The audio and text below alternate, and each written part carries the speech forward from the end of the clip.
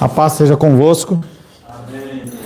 Louvamos a Deus por mais esta oportunidade que o Senhor nos dá de estarmos na sua casa, buscando aprender mais do Senhor. Queremos pedir que Ele nos guie, nos oriente, nos abençoe nesse período que estaremos aqui. Senhor, em nome de Jesus, louvamos o Teu nome, agradecemos a Tua graça, Teu amor, Teu cuidado. Agradecemos, Pai querido, porque o Senhor é bom e a Sua misericórdia dura para sempre. Agradecemos, Pai, porque o Senhor tem renovado as nossas forças e as nossas energias e permitido, Pai, que nós sejamos completos e plenos no Senhor. Que o Senhor possa nos guiar, orientar nesta manhã, em nome de Jesus. Amém.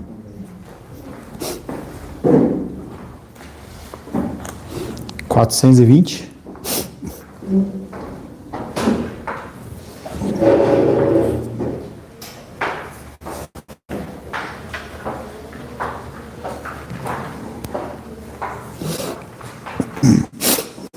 Ceifeiros da seara santa, muito fracos, pobres sois, mais forte é Cristo vosso Mestre, avante, avante, pois, os que confiam no Senhor, renovar-se-ão, crescerão em vigor, subirão até as alturas, correrão e sem fadiga andarão e sem cansar, voarão e nas alturas como águias serão.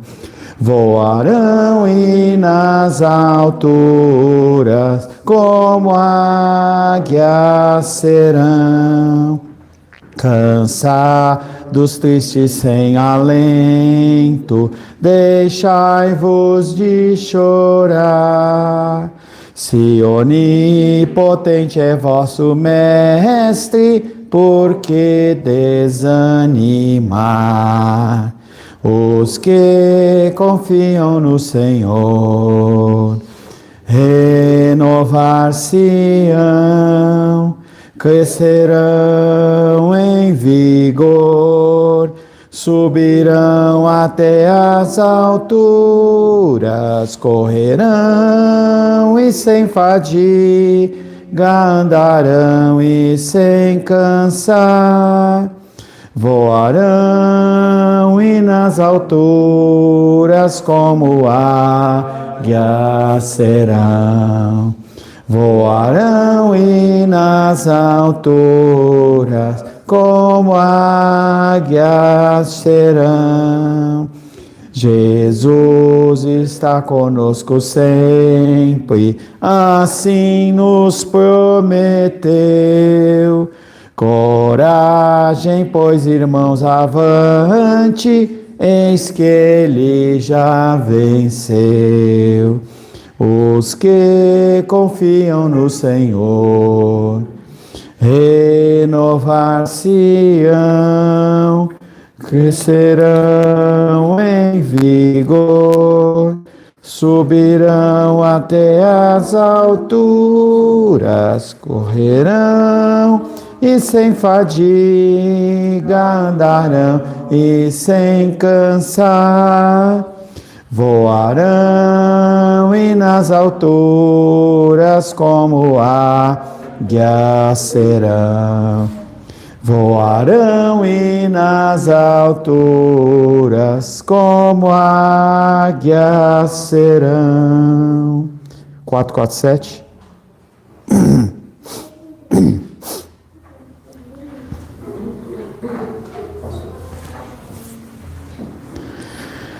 Santo nome incomparável tem Jesus, o amado teu, Rei dos reis, Senhor eterno, Deus da terra, Deus no céu, nome bom, doce a fé esperança do porvir. Nome bom, doce a fé,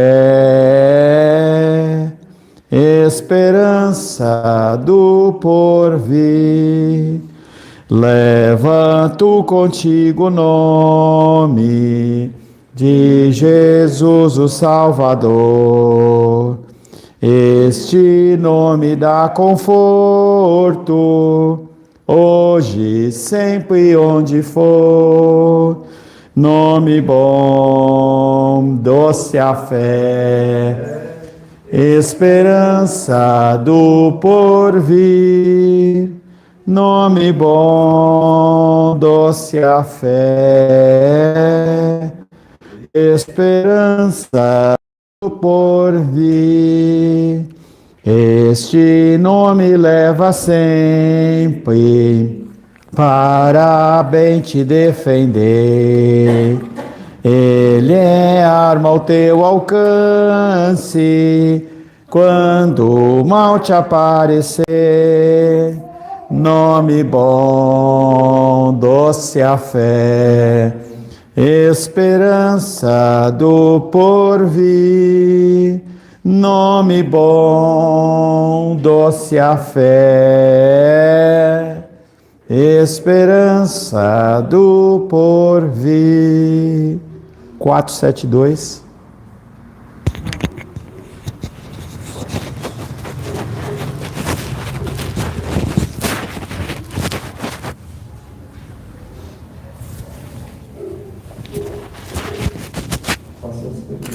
Sete, dois. 472.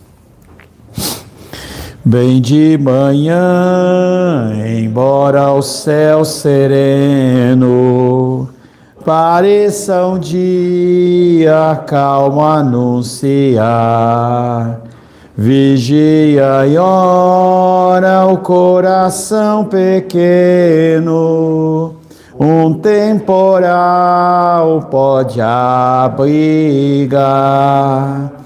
Bem de manhã e sem cessar, vigiar e orar, ao meio-dia e quando os sons da terra abafam mais de Deus a voz de amor, recorre a Cristo, o coração descerra e goza a paz com o Senhor.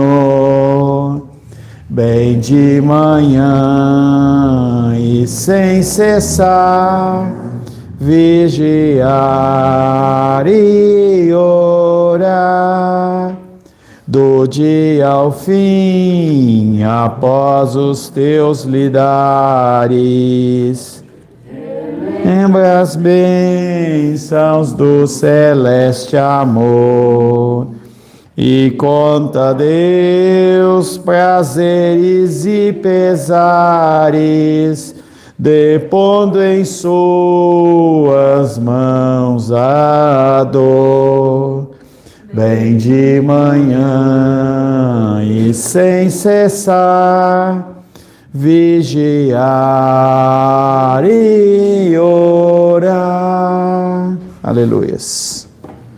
Dentro do nosso breve período de oração, Loli, missionários da Igreja Perseguida, por favor.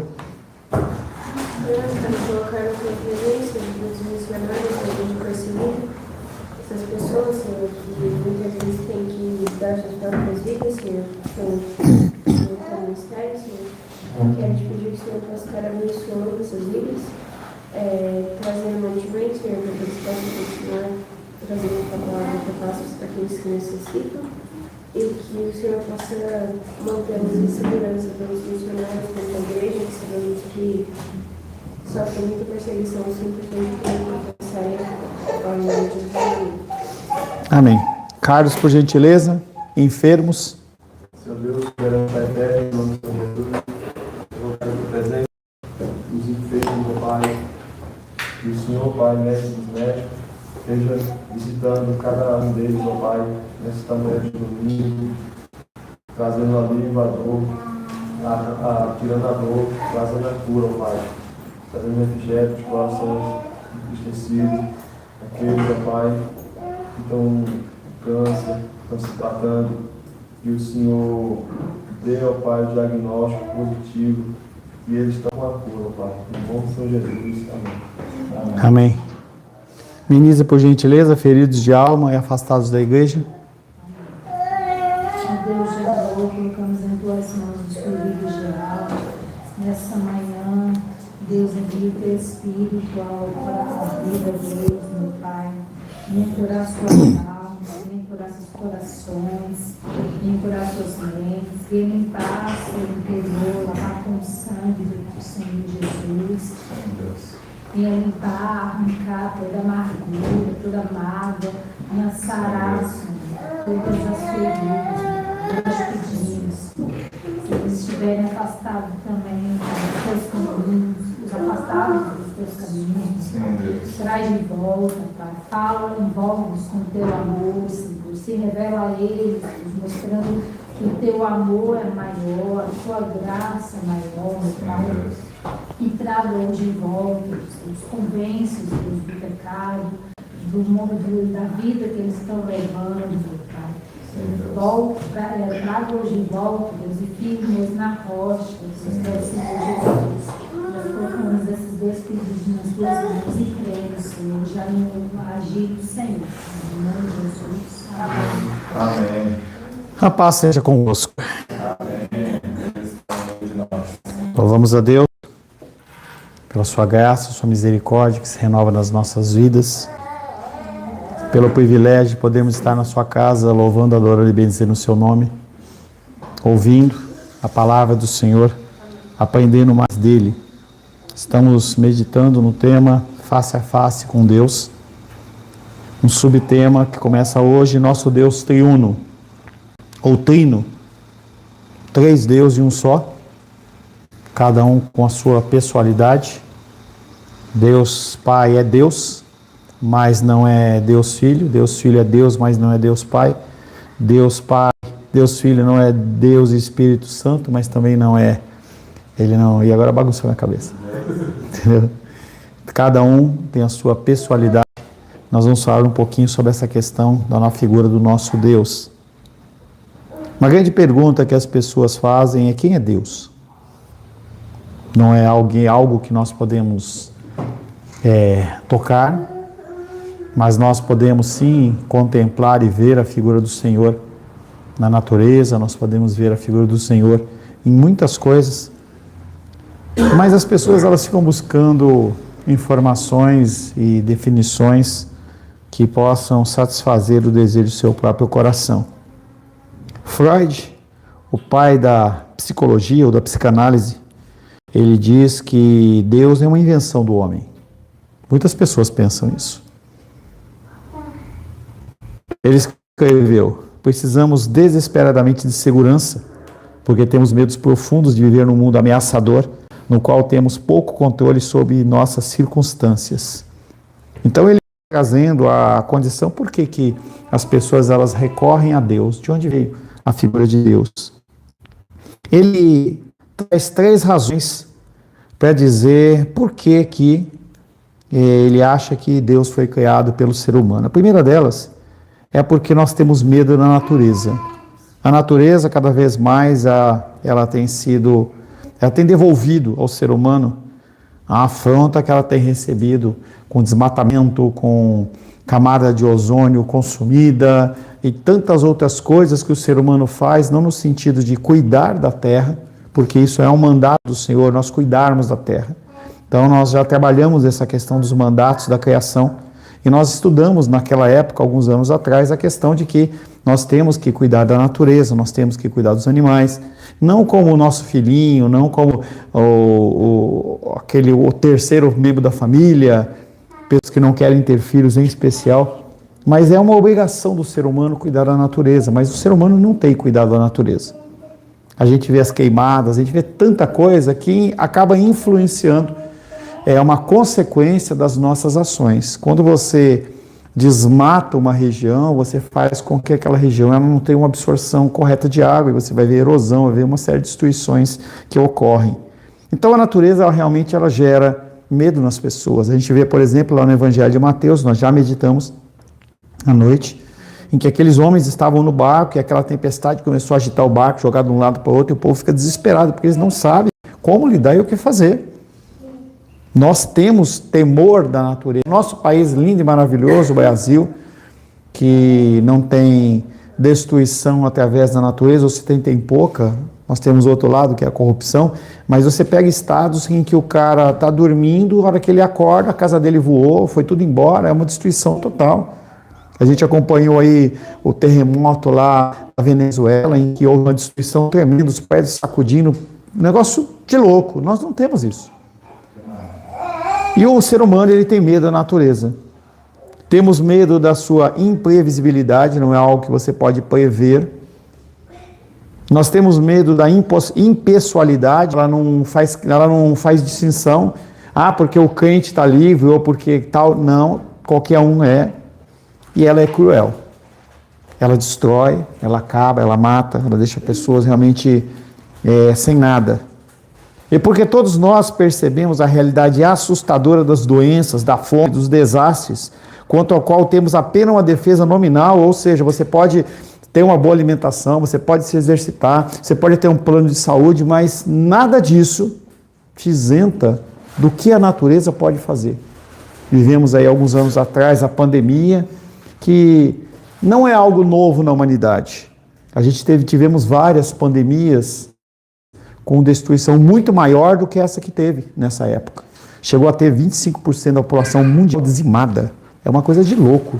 Então a gente tem que ver que essa condição de destruição, ela não é algo de agora. Ela sempre exerceu, sempre aconteceu. E nós tentamos nos proteger. Nós tentamos nos proteger com o teto sobre as nossas cabeças, ou agora, você não desceu ainda, mas arrodeceu, estava lá, uma goteira. A gente não sabe de onde vem essa goteira. A gente tenta fazer o máximo para se proteger, mas a gente não consegue. Freud assumiu que criamos a hipótese de um ser sobrenatural que pode nos libertar. Então ele fala assim, uma coisa mais fácil que tem é nós inventarmos algum ser sobrenatural que nos proteja, que nos guarde. Para ilustrar isso, ele diz o seguinte, imagine um indígena, um homem, um índio, que vive de repente, um estrondo, e o chão começa a tremer. Ele sai da sua cabana e vê a lava saindo do topo do vulcão. Percebe que guardar, apoiar a sua cabana e confortar a sua esposa não vai ajudar muito. Visto parecer não haver saída alguma, ele recorre à procura de um ser sobrenatural para salvá-lo do terror da natureza, e os antigos viram isso em desenhos. A gente vê aquela figura do vulcão tremendo, e aí os caras pegavam um jovem, uma virgem, pegavam alguém, e falavam assim, vamos acalmar esse Deus, essa divindade do vulcão, para que ele não nos destrua, e jogava a pessoa lá dentro, como se houvesse uma divindade que cuidasse dessa área. E a gente vê isso chamando de panteão de deuses, a gente vê isso em todas as culturas. Já tratamos bastante isso. Essa figura de deuses que se nomeiam o sol, o deus da lua, o deus das marés, o deus da fertilidade, o deus disso, o deus da guerra, e a gente vai criando deuses que são referências para tentar justificar ou nos proteger. E as pessoas ao longo de toda a vida da terra, desde Adão, eles fazem isso. Eles sacrificam, eles fazem algum tipo de oferenda para acalmar. Essa questão de um ser sobrenatural não é algo exclusivo do cristianismo. A segunda razão que Freud diz que nós temos para inventar Deus é o medo que temos dos relacionamentos. Porque as pessoas geralmente se sentem usadas umas pelas outras. Freud assumiu que seria natural invocarem um juiz divino, um Deus cósmico com um super apito que interrompe o jogo no final e penaliza as pessoas pelo que fizeram. Então, quando a gente vê esse pensamento, é um pensamento de que as pessoas, eu quero fazer o bem, mas as pessoas fazem o mal. Eu devolvo o mal para uma pessoa que me faz o mal. Se a pessoa me faz o bem, eu faço o bem. Então, a gente precisa de um ser divino, sobrenatural, que seja o mediador. Porque os juízes humanos, eles são corruptos, eles são falhos. Então Freud fala, olha, uma outra razão para a gente criar um Deus é que a gente precisa de alguém para, no final das contas, fazer o julgamento das pessoas. Ele teve o bom senso de observar que todos nós queremos alguém que possa corrigir os erros de injustiça. Então, quando nós somos injustiçados de alguma maneira, nós procuramos alguém que possa resolver o nosso problema.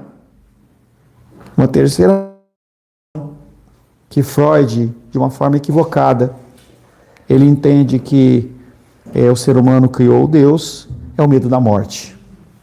As pessoas têm medo da morte. A criação de seres sobrenaturais, a figura da morte, que é aquele ser de capuz, preto, com aquela foice, em que quando a pessoa, ela passa o tempo, chega o tempo dela, a foice vem e as pessoas têm medo. E têm medo porque elas não cuidaram de toda a sua vida. Elas têm medo da consequência dessa segunda razão. Esse Deus, ele vai executar um juízo sobre a minha vida, porque eu não fui uma pessoa boa, eu não doei para os pobres, eu não atendi, eu não cuidei, eu não amei, eu fui mal, então essa condição eu fico com medo, o que eu vou encontrar depois? O ser humano, ele tem medo do desconhecido. Relacionamentos que se iniciam, eles são relacionamentos que têm problema exatamente porque é o desconhecido. A gente não sabe o que o outro quer, o que o outro espera. Então eu fico criando no meu coração expectativas, e é o grande problema do casamento. Você cria expectativas em relação ao outro, e quando o outro não cumpre as suas expectativas, você se frustra. Para isso, eu preciso de um Deus. Um Deus que faça algo por mim, que na morte eu tenha descanso e paz. Aquela célebre frase, quando você está diante de uma pessoa que morreu, pelo menos ele descansou. Será que descansou? A visão humanista é que se o cara morre, ele descansa. Mas será que ele descansa? Ou ele vai encontrar um juízo em que ele vai passar o resto da eternidade num sofrimento eterno? Essa parte as pessoas não gostam de falar. Das consequências de uma vida terrena descabida, sem amor, sem cuidado, sem nenhum tipo de obediência. É a grande maioria. Que é a grande maioria. E ele alegou que queremos um Pai Celestial que nos levará a um lugar feliz, ao qual chamamos de céu. Não é para todo mundo. Se a pessoa ela não confessou Jesus Cristo como seu Senhor e Salvador, ela vai para o inferno, que é um lugar de dores. Não, esse Deus de amor, aí se cria o quê? Essa divisão em que tem Deus, do cristão, que ele é bom, e o diabo que é mau. E a gente coloca o diabo e Deus dentro do mesmo nível de autoridade, porque para nós é confortável. Eu tenho que pôr a culpa no diabo. Eu tenho que pôr a culpa no mal. Não sou eu. Não sou eu que faço isso. Não é o que eu queria fazer. E a gente sabe muito bem que a boca fala do que o coração está cheio. As nossas atitudes espelham exatamente o que nós sentimos. Eu vi lá, só passei o olho, né? O Alice postou lá, como é que é lá, Alice? Se você ama, eu vi a frasezinha lá do post dele lá. Não sei o que, era de flor, você estava fazendo propaganda só flor lá. Entendeu? Você fez alguma propaganda do tipo lá, se você quer realmente amar, você tem que demonstrar de uma forma concreta, de flores. E as pessoas apoiando nos relacionamentos dela com coisas. Foi super legal ontem, a gente estava lá no parque, encontramos o Nicolas e a Aisla, ela postou o vídeo, quando eu vi, ele falou, ele acabou de passar por trás, mandou mensagem, temos um tempo lá junto, e eu fico feliz, porque esse tipo de coisa que vocês estão vivendo, eu estava conversando com o Carro ontem sobre vocês, nesse aspecto. Vocês estão construindo. Então, para que eu tivesse a comunhão que eu tenho com a Rosângela hoje, eu construí. Foram 23 anos construindo o que nós temos hoje. Aí eu vejo eles caminhando, fazendo esse tipo, separando um tempo. Isso é o quê? Construção de relacionamento. A gente tem que entender que a nossa vida, ela é uma construção em todas as áreas. No trabalho, no estudo, também nos relacionamentos. E nosso relacionamento com Deus nós temos que construir. Mas é muito mais fácil eu pegar e falar assim, não, eu vivo do jeito que eu quero, eu encho a cara, eu bato, eu brigo, eu xingo, mas na hora do enterro coloco uma coroa de flores sobre o meu caixão e fala, ele é legal, ele é bonzinho. Não, ele não é adúltero, ele não violentou, ele não agrediu, ele não fez nada. Ele é um cara que agora vai ter paz. Não vai ter paz. Ele vai para o inferno. Nós temos que entender essas coisas, porque isso fala diretamente comigo e com você. Nós temos que entender que há consequências nas nossas vidas. O que nós podemos dizer a respeito dessas afirmações de Freud? O que devemos pensar a respeito delas? Na verdade, o ponto de vista de Freud, ele é simplista, pois faz parte da natureza humana preferir que Deus não exista. É exatamente o contrário. O ser humano, ele faz questão que Deus não exista, em que eu possa fazer o que eu quero sem nenhum tipo de consequência. Gênesis capítulo 3, verso 8.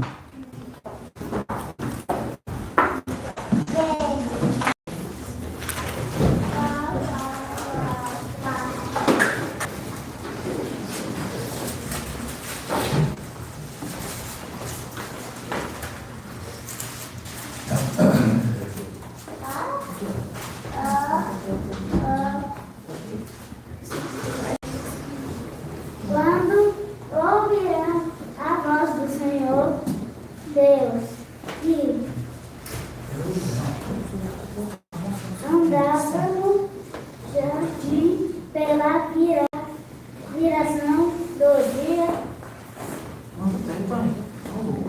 Senhor Deus que andava no jardim pela viração do dia, esconderam-se da presença do Senhor Deus, homem, sua mulher, por entre as árvores do jardim.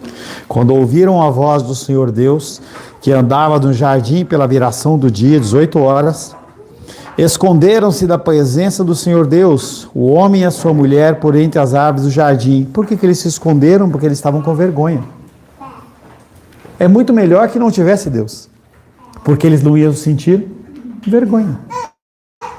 Os nossos pecados, os nossos atos, as nossas omissões, é muito melhor que as pessoas não vejam. É muito melhor que você poste lá qualquer coisa lá no Instagram e eu não veja, e eu não fale para você, pô, você postou isso? Você fez isso? Entendeu? Estava saindo lá da festa de Isabela, aí eu não sei se foi o Wallace que falou, estava eu, o Nicolas, o Wallace, lá na saída assim, e aí o Nicolas falou para mim, da postagem, né, que ele meio que foi na do Felipe lá, teve ideia, aí, mas eu não falei, pastor. Eu falei, você não falou, você deixou entender. E aí ele mandou mensagem para mim logo depois, o pastor já tinha pedido para tirar, porque eu vi que aquilo estava errado. Esse constrangimento, ele vem do Espírito Santo. Mas não quer dizer que, porque nós temos o Espírito Santo, nós temos a liberdade de pecar. Então, a ação dele, ao fazer, é uma ação pecaminosa. Se arrependeu, sim, mas foi um pecado. E nós temos que tomar cuidado com as nossas ações, mesmo que elas sejam rápidas. Nós temos que adestrar o nosso ser para que nós possamos cada vez menos errar. Você tem que começar a olhar e ver uma coisa chegando e você se afasta dela. Se afasta da aparência do mal. Porque o mundo, ele quer que a gente se conforme a eles. Então, agora eu entrei lá na internet, que foi no sábado ou na sexta, aí tinha uma postagem, nota de repúdio, não sei o que e tal. Eu olhei e falei, o que aconteceu aqui, né? Aí eu vi que na sequência teve um outro. Eu falei, que besteira. As pessoas, elas estão desesperadas por atenção. Desesperadas por atenção. Estar livre do Deus que chama os pecadores para uma prestação de contas tem sido um alvo constante da humanidade ao longo da história, mas todos sabem que ele existe. Apesar das pessoas quererem fugir da presença, da ação de Deus, todo mundo sabe que Deus existe. Tem algo dentro do coração do ser humano, qualquer um, mais novo, mais velho, melhor ou pior, mais pecador ou menos pecador, que nós sabemos que tem, chama senso divinatis, é o senso divino, nós sabemos que existe Deus. Romanos capítulo 1,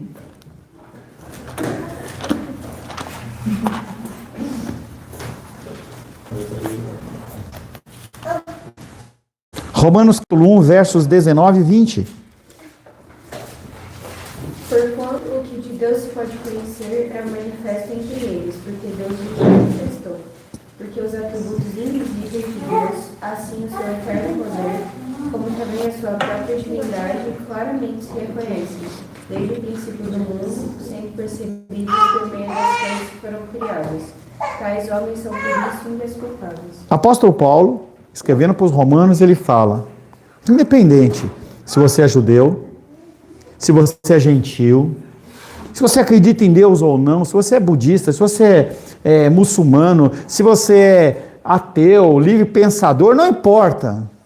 Todos sabem que Deus existe. Todos nós somos indesculpáveis.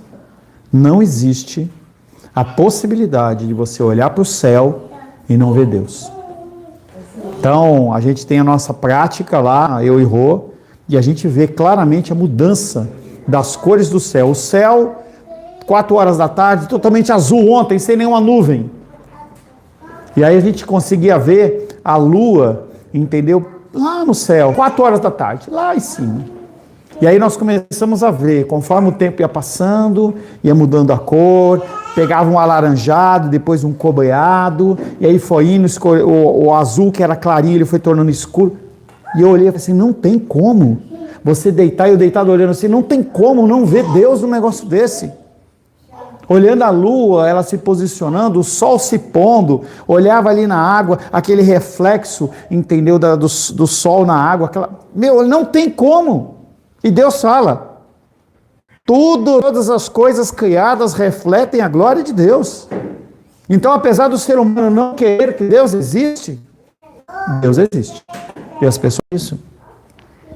Esse conhecimento inato que faz, da mesma maneira, quando você vai comprar um carro, você não fala, esse carro vem com motor, esse carro vem com pneu. É algo inato do ser humano, saber que Deus existe. É algo que o próprio Deus colocou em nós. Esse conhecimento inato de Deus está implantado dentro de sua. E a existência de Deus é um fato abundantemente evidente na criação. Vocês que trabalham com flores, para um dia e fica olhando uma flor. Dá um zoom nela. Vocês que têm esses iPhone Pro Max, Hyper Blaster, aí tira uma foto e vai dar um zoom naquele negócio ali, e você vai ver perfeição. Você vai ver algo que fala assim, isso não pode ter sido ao acaso. Não dá para você imaginar uma orquídea, isso foi criado ao acaso. Olhar uma criança, olhar a perfeição do nosso organismo e falar, isso foi criado por acaso. Não porque passou 1 milhão de anos e aí o ser humano foi evoluindo. Gente, não é possível a pessoa pensar nisso. A gente sabe que veio de algo superior. E as pessoas elas ficam lutando para tentar dizer que Deus não existe, mas Deus existe. Apesar de cada homem e mulher na terra saberem da existência de Deus, eles desprezam o conhecimento de Deus. Romanos 1:28, eu acho, porque eu não coloquei o versículo. Deixa eu ver se é isso mesmo.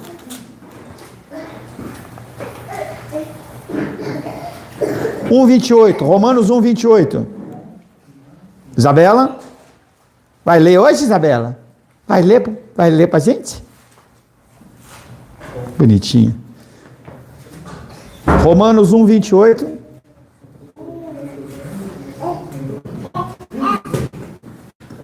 E por haverem desprezado o conhecimento de Deus, o próprio Deus os entregou a uma disposição mental reprovável para praticarem coisas inconvenientes. Então Deus olha para aquelas pessoas, para todos os seres humanos, e mostra através da natureza, através de toda a criação, que Ele existe. Mas o ser humano faz questão de fazer o quê? Desprezar a figura de Deus. Não quer. Aí Deus, Ele olha e fala assim, então tá, vou deixar você fazer o que você quer. Isso acontece, não é para filho de Deus. Isso aí é só para ímpio. O ímpio, ele entrega o seu próprio coração, e a gente vê o mundo desse jeito, em que as pessoas elas estão sendo entregues cada vez mais ao seu próprio coração. Esse mundo, ele só vai piorar. Eu não quero nem imaginar o que vai ser a vida do Lucas e da Isabela numa idade adulta, nesse mundo que é totalmente perdido. Olhe para as coisas que estão acontecendo. Olhe para as coisas que estão acontecendo. Nós temos avisado, o plano governamental é destruir as empresas, para viver todo mundo de assistência. Ah, mas como é que vai bancar? Eles vão começar a diminuir o recurso. Vai começar. Tá tudo muito legal. Estava conversando com um amigo meu lá do Maranhão, a mulher tem 2 filhos, não trabalha, tem um monte de bolsa, quando soma todos os auxílios, ela recebe 3 mil reais de auxílio. Quem vai querer trabalhar para ganhar um salário mínimo? Só que isso aí não vai ser para sempre. Conforme o tempo passa, eles vão ajustando, eles vão apertando a camada de baixo, a parte de cima continua comendo bem e a parte de baixo vai sofrendo. É só você olhar os países onde tem esse tipo de doutrina que você vai ver qual que é a média de salário mínimo. Falava com alguém, foi com a Diane, eu visitei ela essa semana, e ela falou, pastor, família com 2, 3 pessoas viver com R$1.500. Pois é. Tem países que o cara ganha $50 por mês, ganha R$300 e tem que viver ele, a esposa e os filhos. É isso que as pessoas querem. E cada vez mais a gente vai sofrer, cada vez mais as pessoas vão ser más. Vão querer defraudar o outro para ganhar alguma coisa em troca. Essa é a máxima do coração humano. Os homens rejeitam a autorrevelação de Deus e se recusam a reconhecer seus atos gloriosos. Freud estava errado. As pessoas não querem inventar o Deus verdadeiro. Em vez disso, elas desejam que Deus não exista. Porque Deus não vai me julgar. Se eu adulterar, ninguém está vendo. Eu não tenho temor. Nós vivemos um tempo de uma civilização humana amoral, em que eu faço o que eu quero e ninguém me controla. Eu posso ser homem, eu posso ser o que eu quiser. Uma geração que defende o aborto, mas defende o aborto e também defende que as pessoas podem fazer o que quiser e que uma minoria, essa minoria ela tem que ter cuidado. Ah, a mulher a mulher não é mulher mais, é um ser que gesta. É um ser que tem útero. Ou seja, por causa de uma quantidade mínima, você pega 50% da população e você muda a nomenclatura dela. Porque eu tenho que beneficiar aqueles que eu quero. Porque as pessoas elas não querem ser confrontadas. Elas querem ouvir aquilo que é legal. E as igrejas elas vão se multiplicando dentro dessa máxima. Ah, é o anjo aqui, é o anjo lá, é a prosperidade, é bênção. Ah, você vai ser próspero. E o caos acontecendo. E as pessoas indo para o inferno. E as igrejas elas estão lotadas de pessoas. Cristianismo. Onde estão os verdadeiros cristãos que estão vivendo o que querem, do jeito que querem, que não lembram do próximo? Aonde está o cristianismo? As pessoas não querem inventar Deus, elas querem que Deus não exista. Além disso, um exame cuidadoso das religiões do mundo revela que os deuses gerados por elas geralmente são do tipo libertador, mas possuem uma natureza opressora que precisa de contínuo apaziguamento. Os deuses que são criados nas religiões, eles não são não é um Deus amoroso. Eles são deuses opressores. Se você não der algo para ele, ele te pune. Se você não for lá no centro de Umbanda e oferecer a farofa, a pinga lá para acalmar, ele vai te destruir. E a figura desses deuses opressores criam, inclusive nas igrejas, essa figura, por exemplo, que se você não der o dízimo, o gafanhoto cortador, bigador, destruidor, devorador vai vir e vai acabar com tudo na sua vida. E aí você não faz por amor a Deus, você faz por medo, temor, porque é isso que as pessoas querem. As pessoas não querem que as pessoas pensem, eles querem pessoas que não pensem. E recebo no final do culto lá a oração, a mão ungidinha com óleo, como se aquilo fosse resolver, e não vai resolver coisa nenhuma. As mulheres na Índia afogam seus bebês no rio Ganges para buscar paz. Isso, gente, não é uma coisa do século passado, 200, 500 anos, não. É de hoje. As mulheres vão lá e afogam os seus bebês para que tenham a bênção, para que tenham cuidado. Gente, é isso que acontece. Porque olha para o rio Ganges e acha que aquele rio ele é um rio santo. Eu nunca fui, nem pretendo ir na Índia. Em que aquele rio lá podre, com um monte de carcaça humana de animal ali boiando, e os caras tomando banho, tomando água daquele negócio lá. Não, mas aquilo ali é maravilhoso. Mas no Egito fazia a mesma coisa. O rio Nilo era considerado uma divindade. Quando a praga do sangue, a praga foi a afrontar o Deus Nilo, que era o Deus que dava alimento, que dava cuidado, que dava tudo. Eles achavam que aquele lá era... Ezequiel mostra lá a figura deles confrontando as mulheres, e as mulheres dizem, não, nós vamos continuar oferecendo pão para a rainha dos céus, porque a gente era satisfeito. Ou seja, você tem um Deus que não te julga em nada, você faz o que você quiser, só dá minha parte. Ai, que coisa legal, dá minha parte, está tudo certo, que é o que as pessoas querem, apenas a sua parte, recebe a sua parte, e eu posso fazer o que eu quiser. Homens fazem isso, mulheres têm feito isso. Ah, eu faço a minha parte, eu posso viver a minha vida como eu quero. Gente, não é assim. E aí a gente vê cada vez mais casais e famílias destruídas, porque elas não querem que Deus faça parte do relacionamento deles.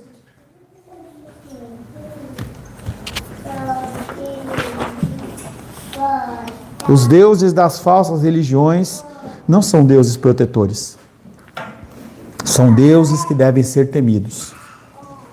O Deus do trovão, o Deus da chuva, o Deus da fertilidade. Se você não me adorar, Páscoa, coelhinho de Páscoa. É muito lindinho, né? Vai lá, deixa seu filhinho pintar o narizinho, coelhinho de Páscoa. Ali é uma festa de Deus, para Deus, o Deus da fertilidade. Ah, pastor, você está inventando. Vai estudar, ué. Entra lá no chat GPT lá, que você ama tanto, e pergunta para ele. De onde veio isso? Em que as pessoas elas não conseguiam ter filhos, elas faziam os seus sacrifícios e tudo mais, para que eles pudessem ser férteis, não só eles, mas o seu gado e tudo mais. Tem que entender, sai dessa bolha e vai estudar. Dedica 10 minutos do seu tempo, sai de rios do Instagram que não vai te acrescentar em absolutamente nada, pesquisa um pouco, estuda. Você que é pai, você que é casado, você que não é casado, pesquisa um pouco, vai se instruir, buscar de Deus o que é que está acontecendo nesse mundo, leia um pouco. As pessoas não leem mais. Os deuses das falsas religiões, eles são deuses que devem ser temidos. Se as pessoas inventam Deus, eles certamente inventam os do tipo errado. Salmo 106.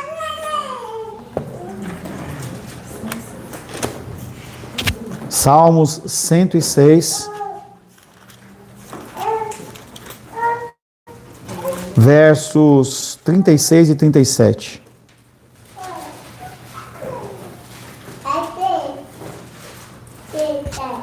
Deram culto a seus... Qual versículo?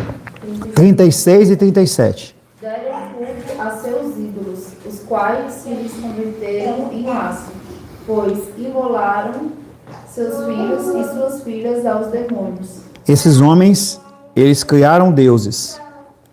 E eles colocaram um preço caro na satisfação desses deuses que eles mesmos criaram. Eles imolaram seus filhos e suas filhas aos demônios, para acalmar esses deuses que eles mesmos criaram. Eles matam seus filhos. Eles sacrificam aquilo que devia ser a coisa mais importante. No Salmo 106, 36 e 37, deixa claro que tais deuses são, na verdade, demônios. Salmos 96, verso 5.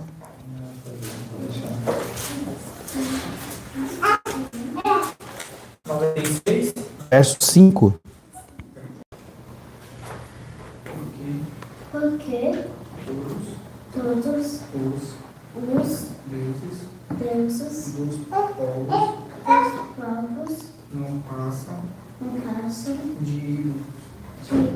O Senhor, porém, fez os céus. Porque todos os deuses dos povos não passam de ídolos, o Senhor, porém, fez os céus. Contraste. De um lado, deuses criados por seres humanos. De outro lado, o Deus Criador, o Deus maravilhoso, bendito, que Ele é um Deus que é juiz, que é um Deus que é presente, o verdadeiro Deus. Contrastando com Freud, estão os crentes, que aceitam a existência de Deus pela fé. Que Deus é esse que você acredita? Que Deus é esse que você reputa como sendo o seu Criador? Hebreus capítulo 11, verso 6.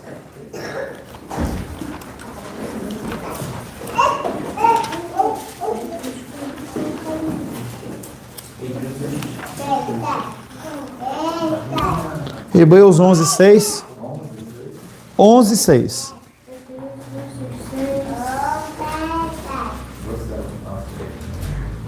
De fato, sem fé é impossível agradar a Deus, porquanto é necessário que aquele que se aproxima de Deus creia que Ele existe e que se torna galardoador dos que o buscam. E se torna juiz dos que não buscam. Que torna opressor daqueles que não o buscam. Essa questão de fé é algo extremamente complexo, porque não nasce no nosso coração. Nós não conseguimos ter fé por nós mesmos. Nós não geramos fé em nós mesmos. A fé ela é o dom de Deus para os seus filhos. Então, quando você vê pessoas que não acreditam, é natural, porque a pessoa não acredita, porque para ela Deus não existe. Mas para os cristãos, tem que ser patente na sua vida. No meio da luta, da dificuldade, naquilo que você estiver passando, você tem que ver a figura de Deus. Tem que ver. Mas está difícil, mas eu tenho que acreditar, eu tenho que confiar. Isso envolve mais do que simplesmente acreditar que existe um Deus. Significa acreditar no único Deus verdadeiro, conforme revelado nas Escrituras. Jó 38, versos 4 a 7.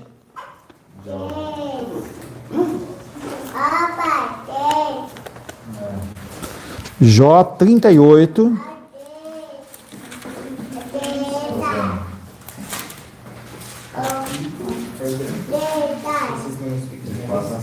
4 a 7. Aisla 4 e 5. 4, 5 e 6. Não, 4 e 5 e Nicolas 6 e 7. Onde estava escrito quando eu lançava os fundamentos da terra? Dízimo de tens entendido, se tens entendido. 5 também. Quem impôs as medidas, se é que sabes, sobre que estão fundadas, Opa, ou quem? ou quem estendeu sobre ela um cordel? Nicolas? Sobre quem estão fundadas as suas bases, ou quem lhe assentou a pedra angular? Quando as estrelas da alva juntas alegremente cantavam e rejubilavam todos os filhos de Deus. Jó, você não sabe nada, exceto que você sabe pela sua fé. Você não estava por perto quando eu criei as coisas. Você não tem resposta alguma, são aquelas que eu lhe dou, e você pode acreditar nelas ou não. É esse diálogo de Deus com Jó, ímpar. Jó vai crescendo, e nós fazemos isso. É interessante que no caso de Jó, ele não tinha Espírito Santo. Aí o próprio Deus o confronta. A gente, por ter o Espírito Santo dentro do nosso coração, a gente deveria ser confrontado automaticamente em relação a essa situação. Você não sabe nada, Jó. Não sabe nada. Ter fé é crer que aquilo que Deus diz é verdade. O conteúdo da fé cristã é a palavra revelada de Deus. Aí você não lê, o que acontece? Ah, quanto você lê por dia? Ah, pastor, eu leio um capítulo por dia. Uau! Que loucura, né? Um capítulo por dia, 3 minutos, 4 minutos, 5 minutos que você gaste na leitura da palavra. Nossa, você deve ficar empanturrado da palavra, né? Aí você vai diante do Senhor, pedir as coisas, você nem sabe o que você pode pedir. Está diante das dificuldades, você luta com a força do seu braço. Aí não dá certo, você fala, pô, e aí? Você vai lá, gente, faz o teste. Vai lá no teu Instagram e vê quanto tempo você gasta naquelas porcaria lá. Confronta com os 3 minutos que você investe em Senhor. Como é que você pode crescer espiritualmente se você mostra quanto que você ama? Pegando a frase do Alisson, eu não lembro qual que era, mas se você demonstra realmente amor pelo Senhor, você se dedica na leitura da palavra. Tem que se dedicar. Algumas pessoas querem provar a existência de Deus através da ciência. E há pessoas que fazem isso. É algo que eu dei uma lida já um pouco, não é complexo, é interessante, mas minha praia, chama TDI, Teoria do Design Inteligente. E aí os cientista mesmo, eles começam a analisar o voo da águia, começa a observar a evaporação da água, começa a analisar aquilo cientificamente, e eles provam que ali tem Deus, não é algo assim do nada. Os caras provam. E os outros cientistas ficam sem nada para falar, não tem o que falar. Por mais valiosa que a ciência seja, ela tem seus limites. Um cientista diz, pode-se dizer com a mesma ênfase que não se pode provar a existência de Napoleão pelo método científico. Nós já falamos na semana passada. Como é que eu posso? Que dia você nasceu, Nicolas? 4 de dezembro. Como é que a gente pode provar isso? Ah, vai olhar o documento. Ah, mas e se foi mudado? E se não foi 4 de dezembro? E se não foi? E se foi janeiro? Pastor, minha mãe mesmo nasceu no dia 25 de abril, mas o registro dela é 8 de maio. Entenda que, cientificamente, estou falando em ciência, tem uma coisa chamada metodologia da pesquisa científica. É uma matéria que está nas pós-graduações, que é como que você vai provar que aquilo é real ou não. Não é criado por crente. Se você pegar um copo d'água e você colocar para ferver, aqui, na China, na Alemanha, na estação da base lá da Lua, entendeu? Numa atmosfera como a nossa, e você colocar, em todos eles vai ferver a 100 graus Celsius. Isso chama-se comprovação científica. Eu não tenho como reproduzir o nascimento do Nicolas para provar que ele nasceu na data que ele falou que nasceu. Não tem como. Isso vale para Napoleão e a gente acredita. Alguém duvida que Napoleão ele foi um líder, entendeu, na França, que ele tentou conquistar o mundo, tudo mais? A gente vê que ele colocava a mão aqui na barriguinha, aqui, né? E dizem que ele tinha um problema estomacal e tal. Como é que a gente prova isso? Não tem como provar. Porque são fatos que aconteceram dentro da humanidade.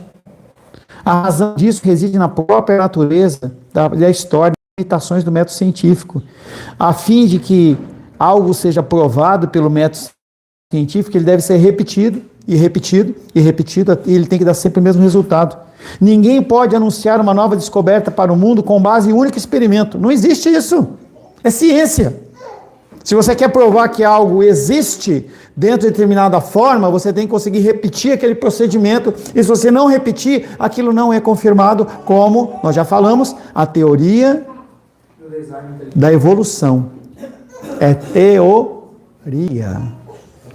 É teoria porque ninguém consegue provar a teoria da evolução. Um homem acreditou, criou aquilo lá, eles começaram a construir o conhecimento em cima daquilo para provar aquilo que eles já tinham como definição.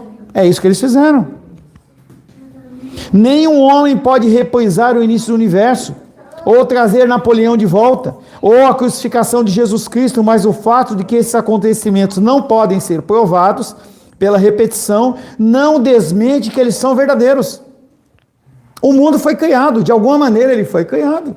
Você pode querer inventar uma série de teorias, mas o mundo ele foi criado. Pode ser Big Bang, pode ser Deus, você pode inventar, mas ele foi criado, é fato, nós estamos nesse planeta. Quando a gente fala de Jesus Cristo, já falamos um pouco, só se a pessoa for muito ignorante, não é ateu, ignorante para ela não reconhecer a figura da existência de Jesus Cristo. Você pode não acreditar que ele é o Filho de Deus, você pode não acreditar que ele fez milagres e tal, mas ele existiu. No entanto, considerando tudo isso, nós temos que entender que a vida cristã ela se resume à fé. A pessoa tem que dizer no final, eu creio. De todas as religiões, 100% da religião, uma única religião, ela é apoiada no sobrenatural, cristianismo. Já falei isso. Se você tirar o nascimento virginal, se você tirar a abertura de Mar Vermelho, se você tirar a travessia de Jericó, do Rio Jordão, a queda de Jericó, a alimentação de multidão de seres humanos por causa de pães, pouquinhos pães. Se você tirar isso, o cristianismo não existe. Não existe. Tira os milagres e maravilhas dos evangelhos, sobra o quê? Palavras. Palavras. O cristianismo é a única religião que depende da sua fé. Uma fé que não é sua. Uma fé que procede de Deus. Como crentes, nós reconhecemos que Deus existe. Mas conhecemos o Deus que existe. Uma coisa é você dizer, eu creio que Deus existe. Mas quem é esse Deus? O que é que esse Deus faz? Quais são as bases de conhecimento desse Deus? Sabemos como ele é? Se quisermos aprender sobre ele, devemos nos voltar para as Escrituras, porque as Escrituras são o único canal para você conhecer Deus. O único, não tem outro. pessoa pode se dedicar à meditação, pode ir para o deserto, pode contemplar as maravilhas, as belezas de Deus, mas se você não se debruçar nas Escrituras Sagradas, você não vai conhecer Deus. Você crê que Deus existe? Cremos. Você conhece esse Deus? Não sei. Senhor, em nome de Jesus, louvamos o Teu nome, agradecemos por esse primeiro período. Quero pedir, Pai querido, mais da Tua luz, da Tua graça, que o Senhor nos abençoe também no nosso tempo de comunhão. Em nome de Jesus, amém. Graças ao nosso bom, querido e amado Deus. Na descida da escada, cuidado que está